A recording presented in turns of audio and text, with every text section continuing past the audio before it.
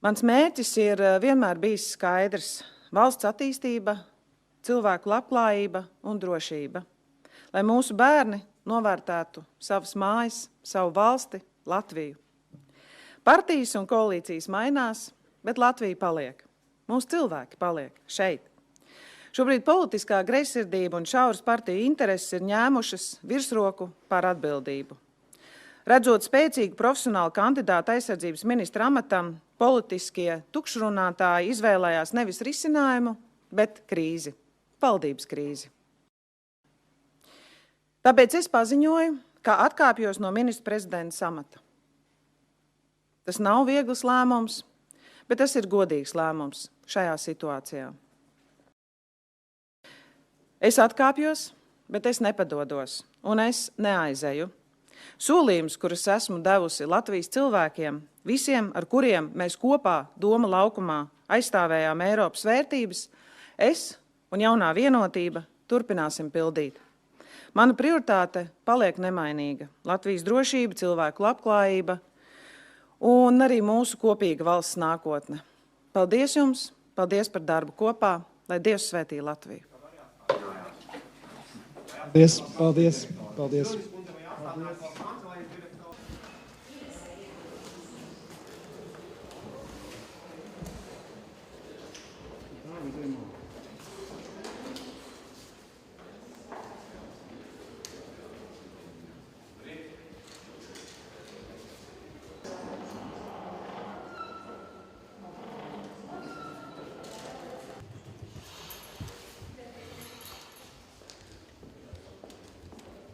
Ko tad par Latvijas ietekmi Eiropā, ja?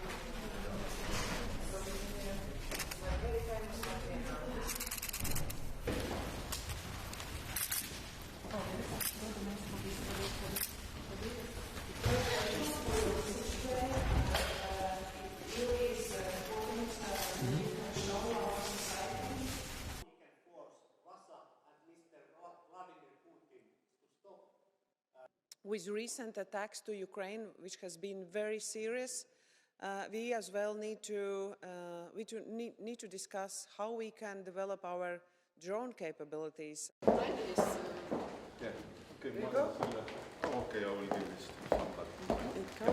Yes.